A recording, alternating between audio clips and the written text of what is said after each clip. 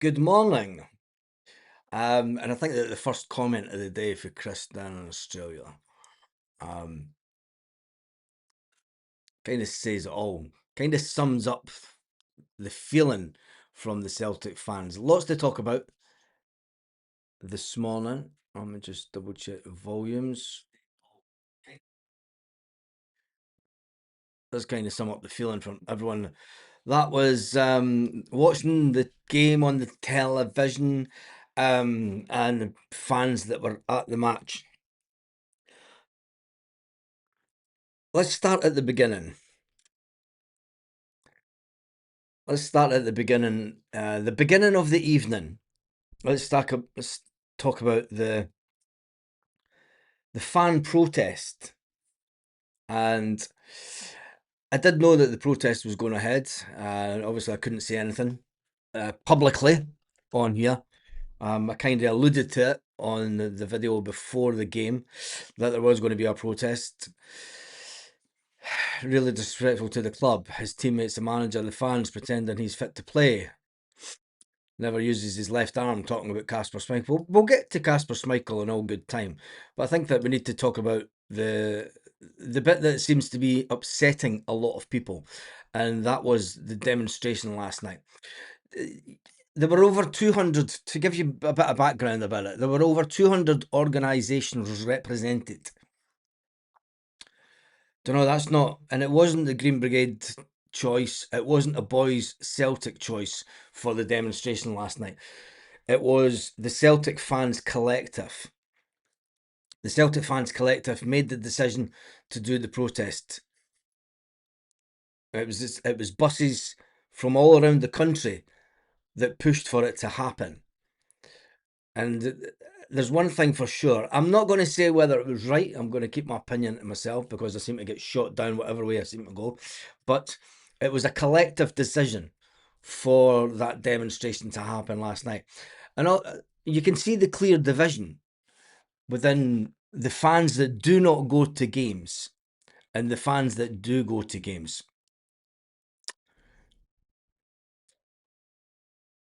The protest was absolutely pathetic, Baz. The collective do not speak for me. If that's their intelligence, there was 200 organisations, mate. I don't want to get into arguments with anybody in the comments, right? But there were 200 organisations represented, supporters clubs from all around. It was supporters buses, supporters clubs that pay their money, that go every week. Do you know, that made the decision, and it was supporters clubs from the top tier. Supporters buses from the top tier of the football stadium that made their way down. It wasn't just people sitting in the bottom tier. That's where we are at the club. Your comment is shown, Grab Boy. Why is my comments not shown? It is shown. I'm just reading it. Look, it's on the screen. Why is my comments not shown? Fans walked out early last night when they were non-existent whilst at the game. No atmosphere, no noise. The fans have got every right to. Do you know? I'm a season book holder too. Are you a part of one of the? Are you an individual holder, or are you part of a supporters club? Because that's the big difference. You know, the 200 organisations that were represented were part of supporters clubs. That's not a tiny little bit of the fan base. But anyway, I'm not here to argue this morning. I'm here just to give over my opinion on and get the conversation going, because we have to have a wider conversation. If people are saying that, look, the Celtic Fans Collective do not speak for me, well, what is the way forward then? You know, what is the way forward? It's all about, yeah, it's all about opinions, and we're all entitled to opinions. But you know, there are the core. Celtic Football Club has always been about the individual supporters buses. That's what they're. It's always Celtic Football Club, as far back as we can go in history, has always been about a collective of individual supporters buses from around the country. the modern day game where it is, there's less fans go on supporters' buses. It is what it is. Yeah, I've got to admit, and you listen. There's two ways to look at it. The board are playing the Celtic fans a gooding, right? Let's look at it from Let's look at it from the collective's viewpoint.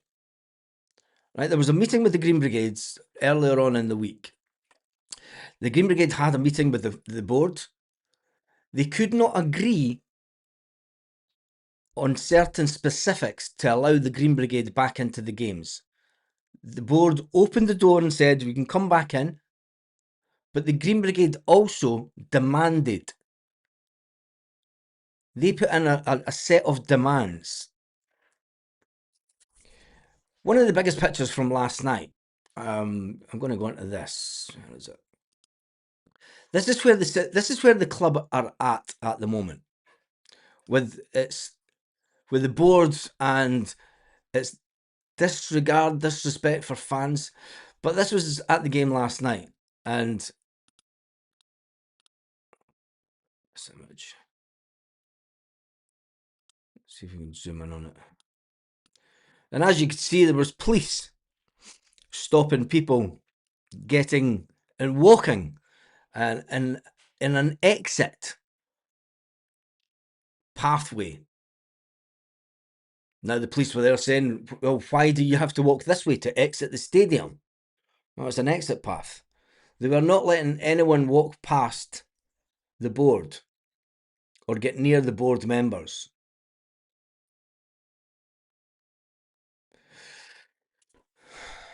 It's not my place to make the demands public, mate. It's not my place to make the demands public.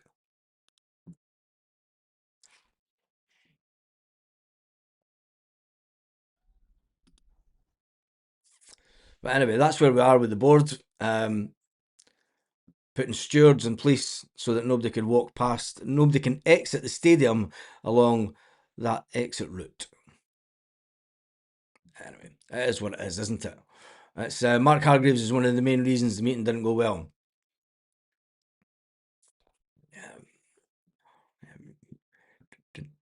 Let's get back onto this. Anyway, let's get back on to Stilian Petrov and Lenny criticising the protest, but everything's going to be about the protest this morning.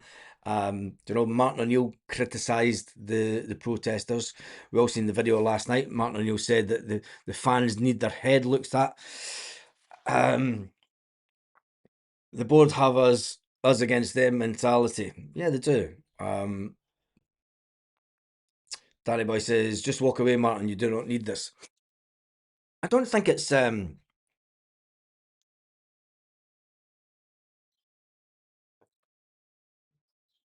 don't think it would be good. I mean, I don't think Martin O'Neill would ever walk away from Celtic, but he could certainly do without this. And the board. Let's get back to the what we know and the facts. The Green Brigade had a meeting with the club earlier on in the week. There was a set of demands by the board. There was a set of demands by the club. Neither could meet, so the meeting ended. The Celtic Trust then had a meeting with the board. It wasn't even the board. They had a meeting with the lawyer. They had a meeting with John Paul Taylor. They had a meeting with the Brian Wilson. None of these people are decision makers.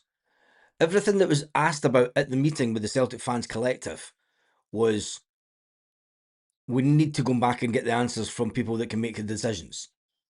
There was no board members that had any power. Brian Wilson does not have any power at Celtic. He has no decision-making powers. Brian Wilson putting out the olive branch is all just a delaying tactic by Celtic. It's a delaying tactic by Celtic to make sure that nothing happens at games and everything goes hunky-dory. Well, the Celtic Fans Collective had decided before the game that everything isn't hunky-dory.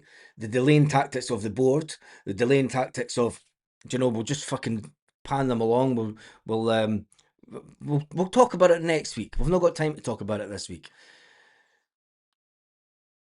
You can't play politics with a football club. If the fans are told to keep politics out of football club, you can't have political people using the club and playing the club like it's a political game. Yes, the Green Brigade will never win this, Chalpo, but the fans will never win. The fans, and the reality is the fans will never win, no matter what way you look at it. The fans won't win this one. People saying that we need to get, this is the reality of the situation. People saying that we need to get rid of the board. The board just answered to Dermot Desmond. You know, the people that paid their money last night, and it was almost a sellout. It was almost a sellout. The stadium was as full as you could almost get it. You know, there might have been 1,000 tickets for sale last night, if that. Didn't look like there was many.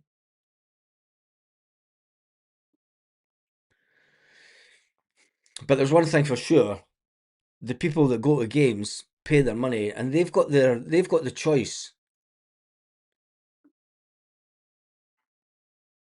to make, because they're not another penny campaign. I mean, there'll be 7,000 tickets snapped up to go to Ibrox. There will be tickets snapped up for the Scottish Cup game at Ibrox. There'll be tickets snapped up for the leave Schmeichel alone. This Celtic's own pressure. The fans due to boycott sack the board. I don't think that Schmeichel leave Schmeichel alone. Come on, mate. That's Schmeichel was absolutely shocking last night. Martin O'Neill knew he had a shocker. Chris Sutton knew he had a shocker. Called him a liability. He says that Kasper Schmeichel, flattest atmosphere ever that I've seen on a European night. European nights at Celtic Park are now. I think that the fan base will struggle to recover from this, is my honest opinion. The fan base as a whole, we're going down the road, as Stilly and Petrov saying, of becoming a normal club. You know, Martin O'Neill talking about the fact that, and the players, Neil Lennon, you know, you're talking about players from the 2003 era, and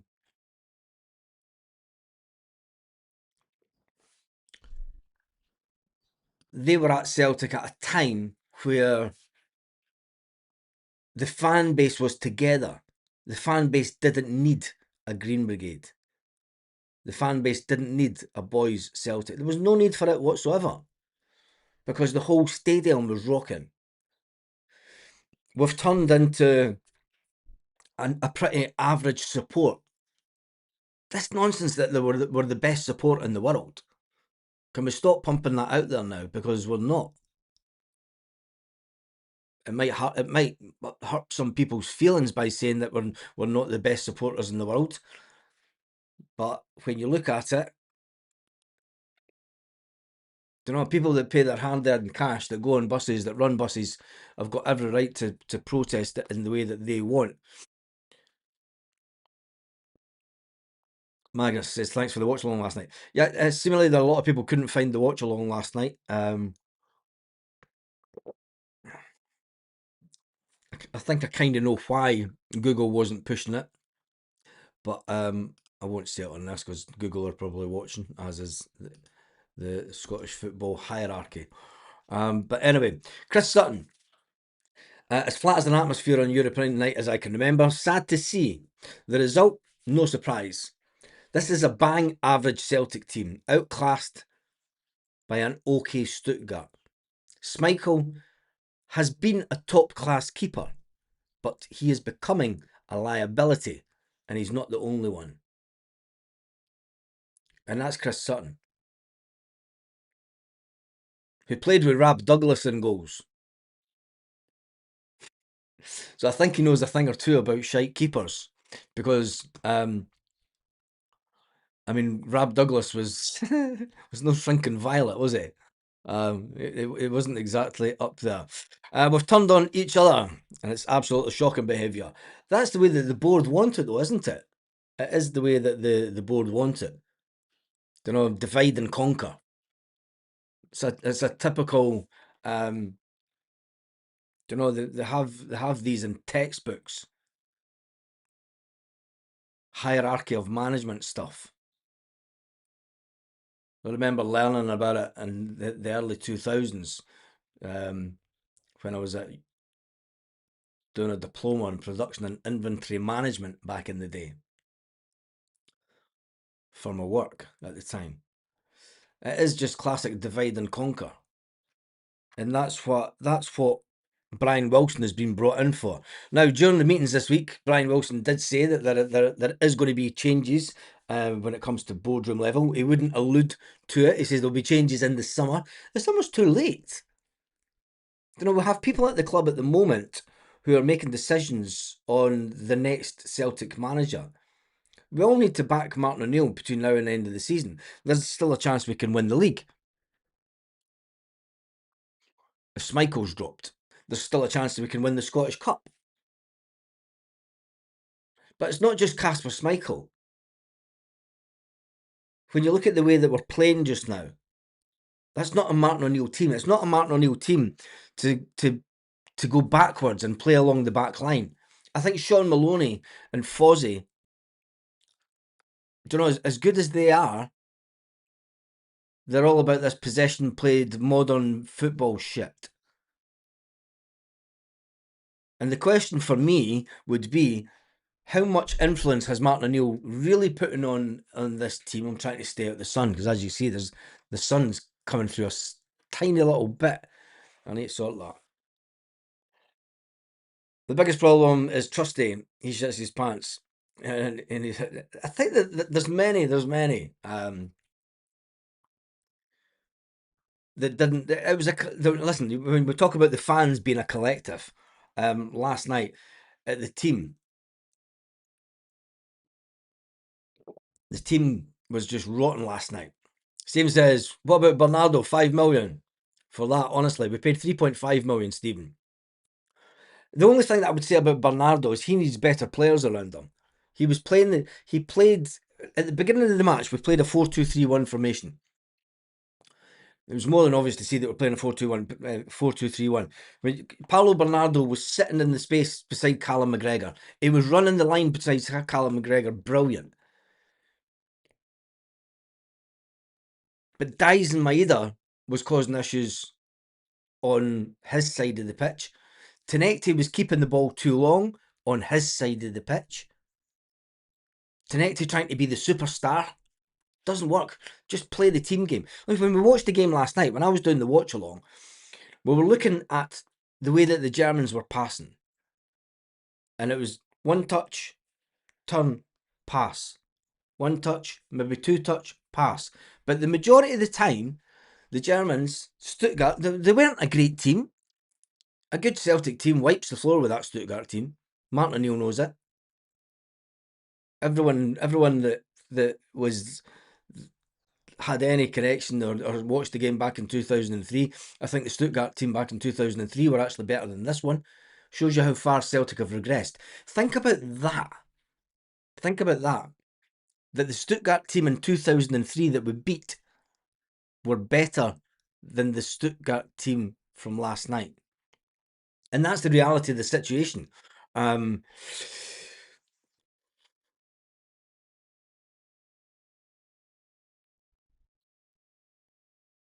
Green Brigade banned for the stance on genocide. I don't think they're banned for the stance on genocide, but the defence has no confidence, none in the keeper. In midfield, consistently puts defence under pressure with passing backwards or disappearing. Exactly, Ian. And that was my point. You know, we had when you've got Callum McGregor and Paulo Bernardo sitting in that hole in the holding midfield role, you're relying on the front three to get into positions where they should be able to play diagonal balls. They should be able to play little triangles. So if you're sitting with a two here and then you're sitting with the three in front, you should be able to play little triangle footballs. But the shape of the team right now is terrible. It's absolutely terrible. Daizen Maeda's coming in and he's just not even looking for the ball. When people say bring on Rio Hatate last night, he looked a little bit better, but Rio Hatate's not the answer. His head went down. Bringing on Kelechi Iheanacho. Brendan Rodgers needs shot for bringing in Kelechi Iheanacho. That's never a Celtic player. I'm sorry. But if people are going to give Johnny Kenny stick, Kelechi Iheanacho should be nowhere near a Celtic shirt. He is not Celtic standard. And after the game, he's walking about like this, talking to one of his Stuttgart team mates. You know, two of them got their mouths covered, so we can't see what they're saying. They were in deep conversation after the game last night. Just so many players at Celtic should be nowhere near the club. And we're talking about, you know,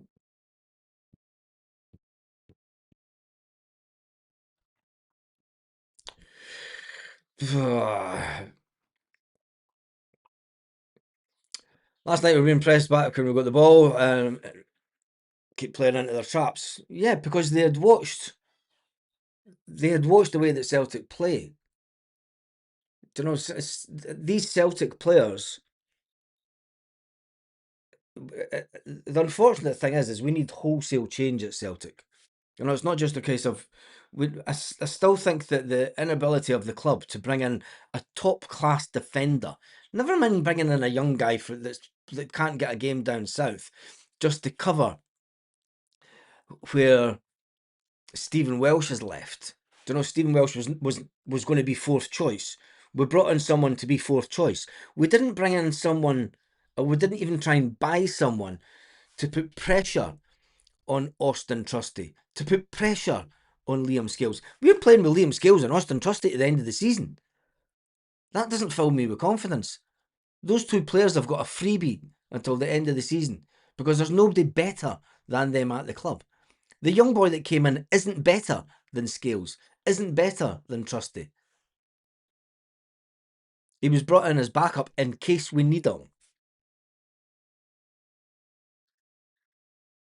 The whole club is just so depressing just now. It is unbelievable. And having this consistent daily negativity in my life first thing in the morning is the last thing that I really need. Because then I've got to spend the rest of my day trying to forget about everything Celtic in the next hour to make sure that I've not got this negative cloud hanging over my head. But anyway, there's too much discontent between midfield, too much space for other teams to run over us, far too many empty shirts. Well, there's one thing, they're going to have to up their game because Hibs are a team that they knew last season they weren't physically capable in Europe. Too small, too weak. This is true.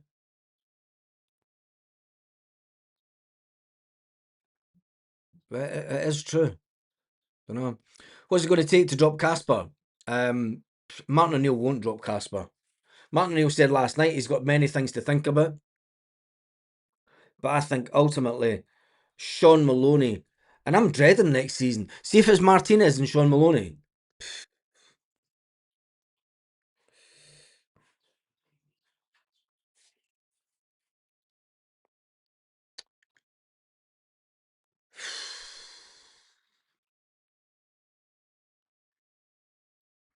It's worst case scenario stuff, isn't it? Lauren says we're winning nothing this season based on the lack of effort and heart last night. After the second 100 games, it's curtains on the 25-26 season for us.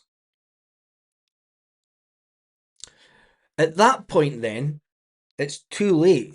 The Celtic fans collective have held off and give the board a free run. The board this season will be looked back on as one of the worst seasons at Celtic since the 1990s. This is giving me fear of the 1990 Liam Brady stuff. Lou Macari and Liam Brady, Tony Cascarino bought for £1 million, couldn't score in a brothel. I don't think I've ever felt this bad about Celtic since the 1990s. I thought we'd got past it. I thought as a club we would get past all this stuff. I didn't think that we would ever go back. I knew that we couldn't keep on winning. And then there's the realisation you can't keep on winning trebles. It's just not a done thing in football. You can have a consistent period of domination, but that domination has to come to an end at some point. And by God, has it come to an end this season? You know, we were kind of hoping that the COVID season would be the season was just a blip and that Celtic would keep on going.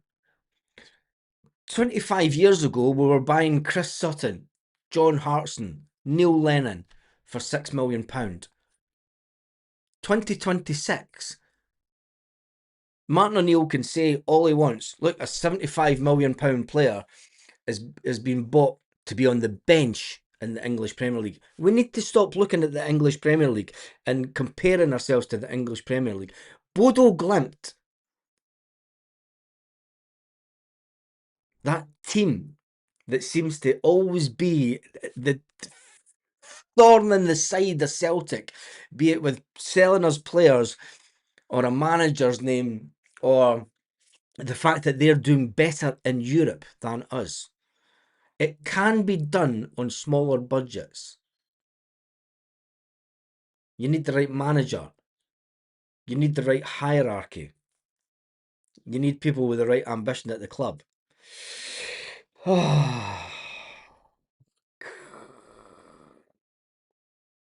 Thank you. Someone's got to do it. Somebody's got to take the pain.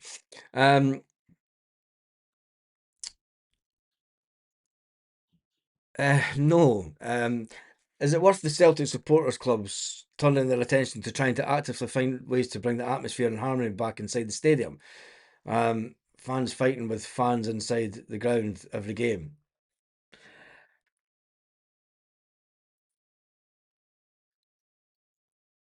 Harmony with the fans.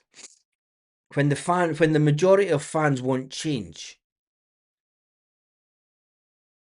I mean, I said right from the start that I thought that the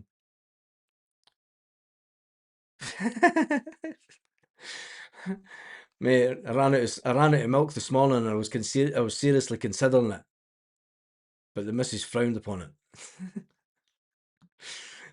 I think when it gets to that one, if it gets to that bad, I'll just take a couple of mornings off. I'm just reading catch up with some. You need a good scouting system. Yeah, you do need all that. But getting back to the comment about the Celtic supporters clubs trying to bring harmony and atmosphere. But these are the same people that pay their money and they're having to watch a substandard product. Now you remember that the campaign isn't all about just this season. The campaign that the Celtic Fans Collective are undertaking is years and years of mismanagement at the club. It's not just because Brendan Rodgers didn't get players at the beginning of this season. It's not because Brendan Rodgers was crying out for players last summer. It's not because Brendan Rodgers spat the dummy out and was kicked out of the club or whatever, decided to leave. It's not because they brought in Wilfred Nancy. It's not because they brought back Martin O'Neill to save us.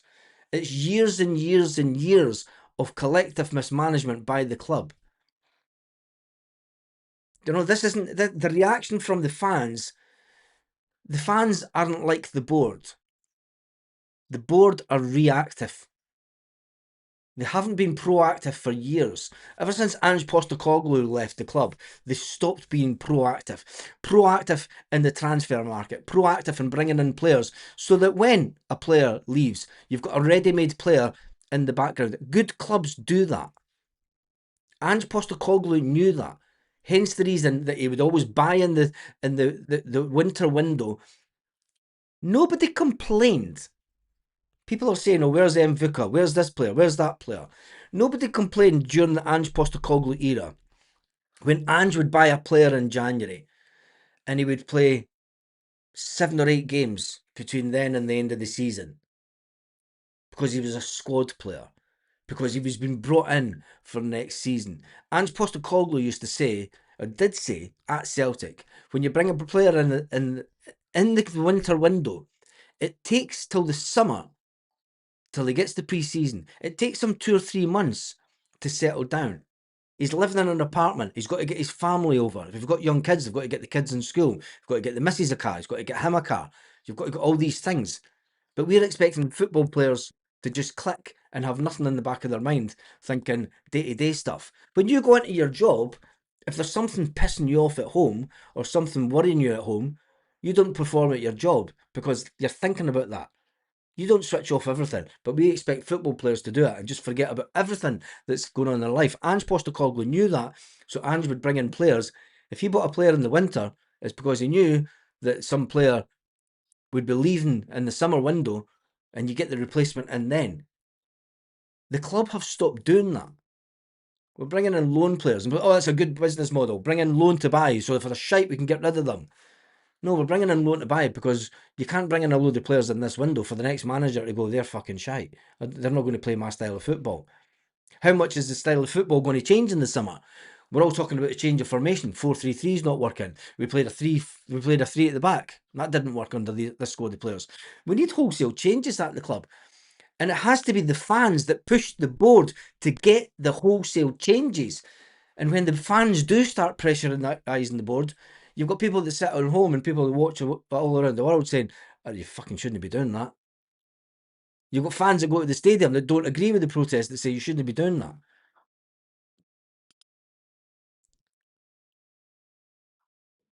The club's becoming a normal little club. Don't know.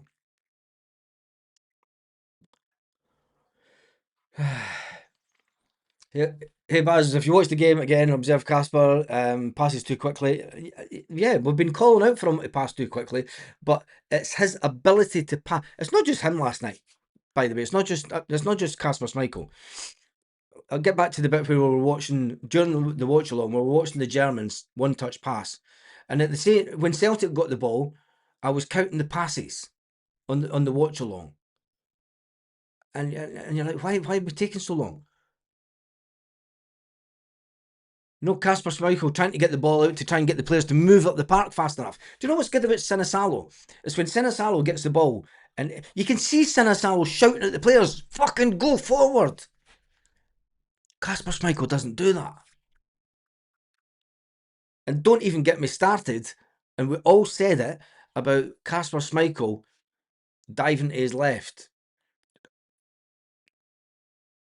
If he is carrying an injury, and Martin O'Neill was covering the fact that he's got an injury. Martin O'Neill confirmed that he didn't play a game because he got an injection in his shoulder. I'm trying to dodge this, son. Because he had an injection in his shoulder. And his shoulder was a bit sore. And that's why he wasn't playing. Casper Schmeichel needs dropped. Talking about that, we are running a poll this morning. It's had over 278 votes. Do you want Casper Schmeichel dropped?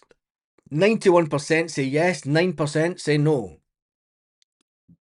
We can't even agree on that, but it's pretty much a majority that want Casper Schmeichel dropped out the team.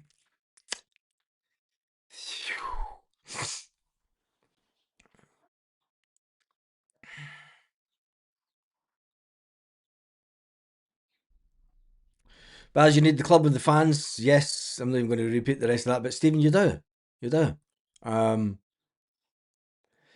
30 possession this morning, Baz. You should be charging a fiver each. It is a bit of a 30 possession for everyone, and thank you everyone. It's quite busy this morning. Thank you everyone that is watching the channel this morning. But we do need a little bit of a realisation that we can't just blame the Celtic fans collective.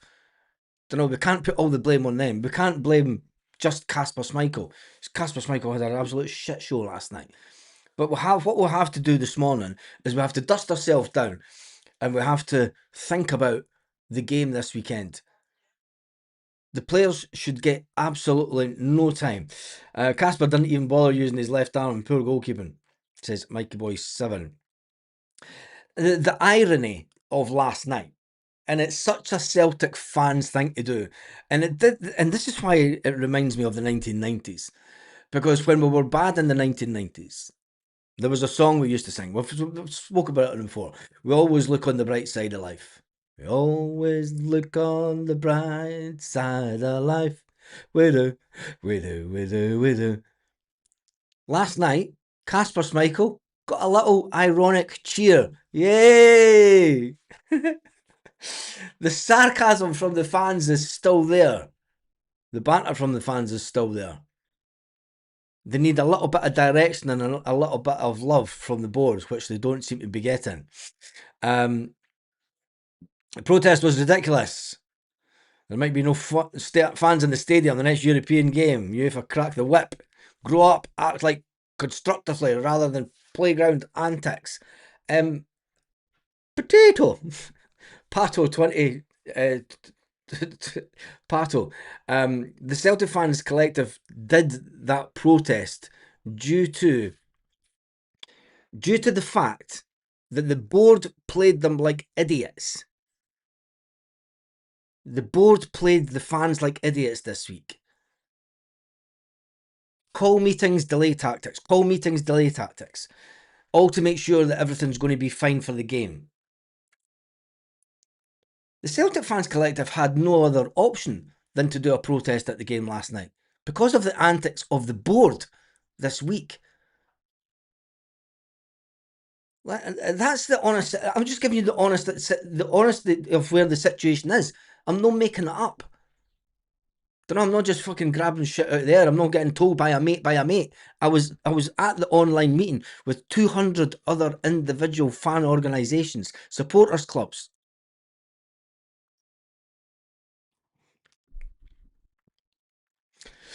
But anyway, we'll all have our opinions on the protests. And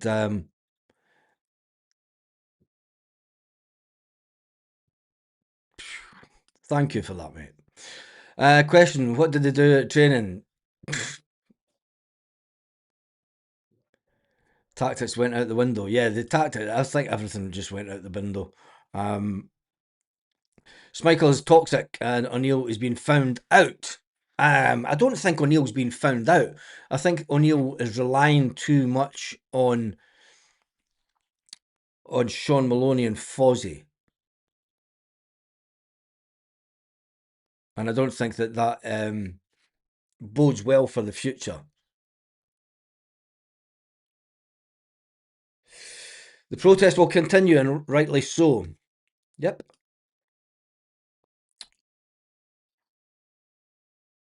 Players are all motivated to go out and play and then get stopped because the fans, and they sit silent for the rest of the game. Pathetic. Our players need support. Simple. So I blame them, says Sean. Sean, were you at the game last night? See, I definitely see a split between the majority of fans that go to games and fans that do not go to games. Don't know. But listen. It's been like that at Celtic for years. It's been like that. This is the reason I stopped doing Twitter years ago. I've had that Twitter account since 2009. I used to do a lot of Twitter back in the day, but you could see the toxicity back then. Even under Ronnie Dyler, you could tell you could see the toxicity online with fans that do not go to games compared to fans that go to games. It is what it is, and especially with social media now, everyone has an instant opinion, an instant reaction.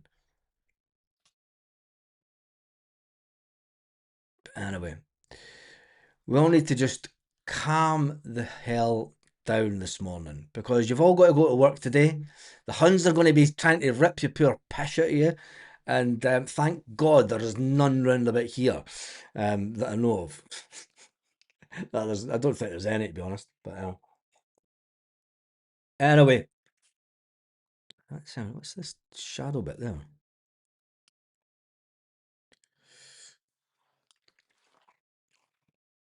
That's sunlight.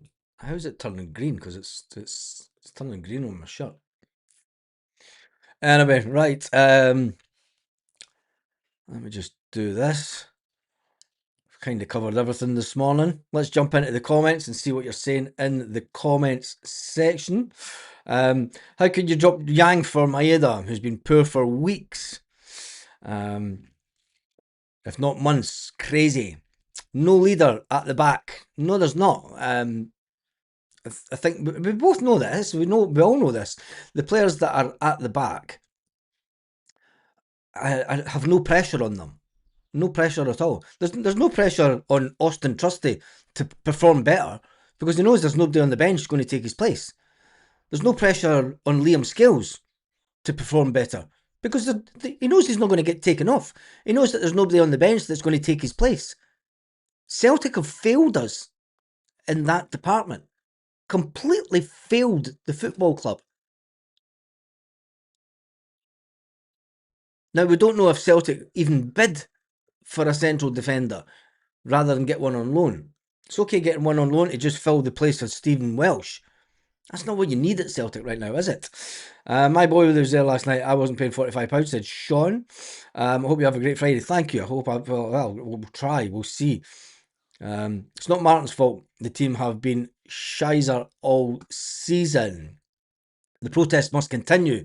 The board are toxic. It's pure and simple, but yeah, they are. The board are toxic. They are toxic, and it's people don't understand the game that's getting played out. Don't know. I'm lucky enough that I've been in positions before where I've been in meetings, and I'm still lucky that I'm in a position where I could sit in on the Celtic fans collective meetings online and hear what guys that go to games are saying, don't know, and still be part of that. I'm lucky. I am lucky.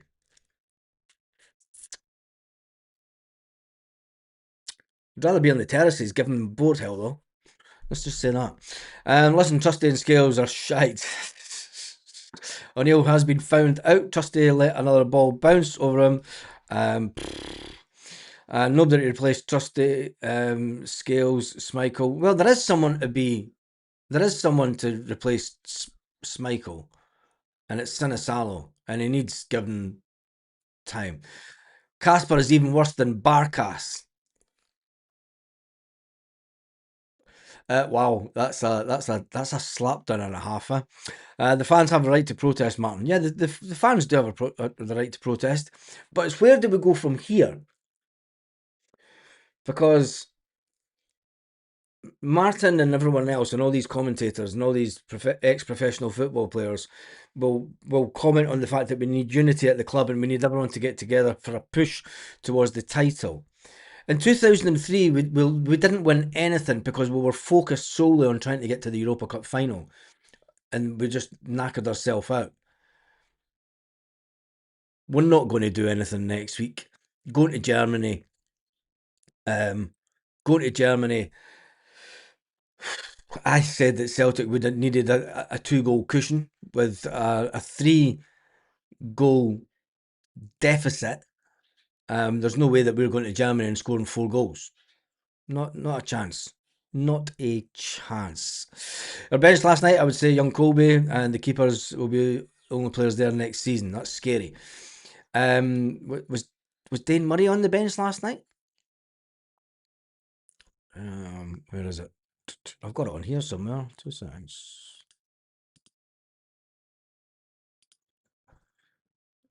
That was the team last night. Murray was on the bench. I think Murray will be here next season. He's a player that needs good coaching and a good experienced player to learn from. You know, I'm not discounting Murray altogether. Forrest, he's got a big decision. I don't think James Forrest will be at Celtic next season. He knows that it's fucking. We need a complete refresh, and James Forrest will know. Sriracha, he won't be at Celtic because he's on loan. Iniecho won't be at Celtic. Adamu, he's option to buy. I don't think we will. Ralston, Ralston will look at the way that Celtic are going and going, do you know what? It's time to move on. it is time to move on. When you look at the first team, Schmeichel won't be here, Araujo won't be here, Trusty Scales will still be here, Tierney will be here, McGregor will be here, Bernardo, he might want to move on in the summer. Benji Negrin will be here, Tenecti, well, if an offer comes in for Tenecti, we're going to take it. Dies Maida will be gone, and Big Tam the Czech. Will Celtic pay out the money for him? You've got to admit that the way that the Germans played last night, they doubled up on Big Tam in defence. They knew he was a big guy. It was a right physical game against him. They used the physicality side. The issue that we've got is that we don't have physicality in the midfield. We seem to be buying players at Celtic that are between 5'9" and 6'2", but no, and we're buying them on a data-driven analysis. Data-driven analysis doesn't tell me if this guy's got decent upper body strength that he can hold off players. Sean Maloney had that as a player, and he's tiny. Sean Maloney was able to hold off big defenders, tall defenders, because he had the upper body strength. We need to change the way that Celtic are conducting its business in the transfer market by consistently just using data-driven metrics. And I know it's all the rage in the modern game, but we need a manager. And I thought Martin O'Neill was that old school manager that would just look at players and go and see them and say, "Yeah, he's okay, but he's not got that physicality." The Germans didn't have a lot of physicality. They were all tall. They were all about 6'2". The whole team was about 6'2", but they had something a little bit better than us: organisation, playing the simple game. The Germans played the simple football last night. One touch, pass it to a player's feet, right to his feet, not over here. Don't pass it there. That's backroom staff stuff. That's tactics. This passing it into an area, make room for yourself. Run it and pass it to that area. So he's got to make it. Just get back to passing to feet. It's not hard. The Germans did it with ease last night. Celtic as a club should be miles ahead of themselves. An 80,000 seater, Fergus left Park had in good condition. But we need to stop this 80,000 seater stadium nonsense. We need to put that to bed. I'm sorry, but we need to put that to bed. There are other things that, as a club, we need to sort out way before we even consider investing 100 million into the 130 million or whatever it's going to cost to redevelop the stadium. We need to sort our shit out first. We need to get back onto winning ways.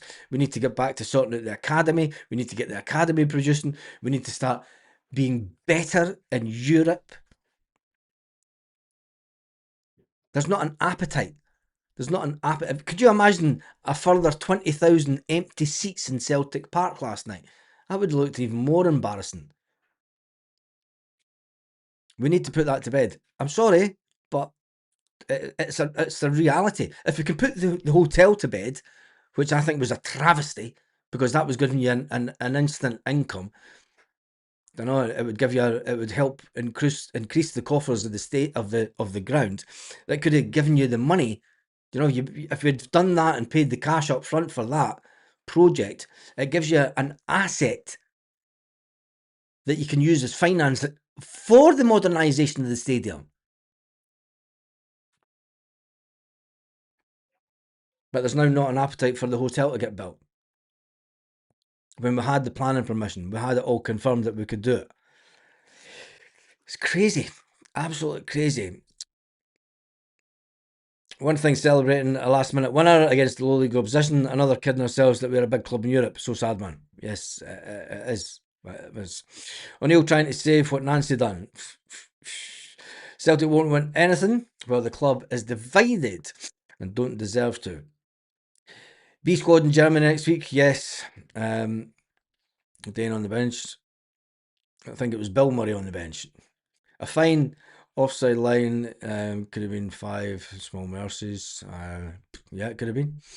2 games at Ibrox. Fuck Stuttgart game. Morning troops. Hill. Um,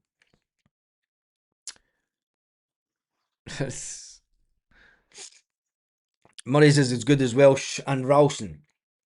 You still need Scottish players coming through the system at Celtic. We cannot dismiss every single Scottish player that comes through the system. You have to have a certain amount of homegrown players. Do you know, if we get rid of Dane Murray, we're going to have to go and buy someone from a Scottish club. We're going to have to buy a Scottish player from somewhere. Or you try and make Dane Murray better. You bring in a coach that can up his game. Do you know? So there's one thing that for sure, we're a very, very divided support at the moment. Big Tam is not the answer either. Sadly, it doesn't look like it. Bored with the board. Sinisalo is also not good enough. Why don't we freedom of contract keeper?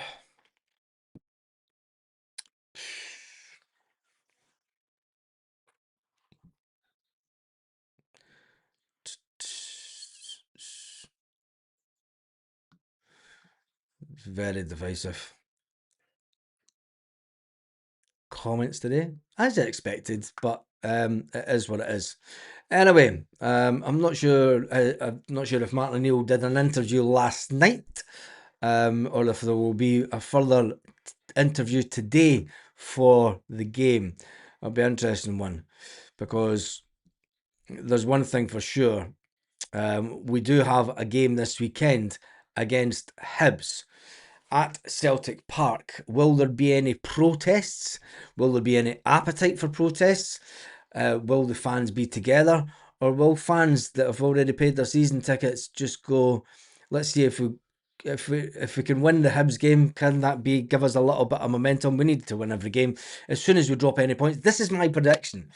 As soon as we drop any points and it becomes apparent as we get closer to the top six split, if Celtic lose any ground whatsoever, even with the game in hand, the supporters will just give up and stop going, and then the board will get a freebie to the summer. And the summer brings its own headaches. If you think that the summer is the answer to solve all our problems, this could be a worse summer than last summer, because we're going to have quite a lot of players leaving the club. We're going to have quite a lot of players that want to leave the club will leave, and we're going to have to bring in a manager, a whole bunch of new players, a brand new system, and maybe even some hierarchy at Celtic might have been replaced till then. Everything seems to be on a complete slow go at Celtic at the moment. 8 to 9% of fans that voted want Kasper Schmeichel dropped. 8 to 9% of fans on this morning. There's one thing for sure.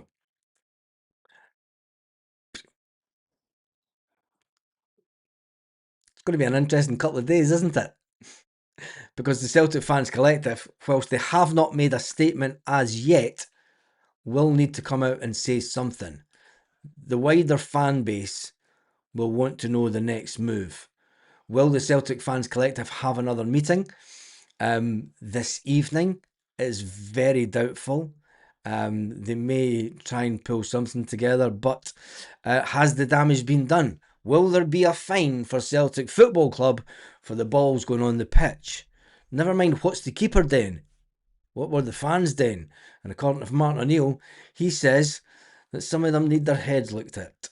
It's all very divisive. It's all very up in the air. It's all very Celtic, isn't it?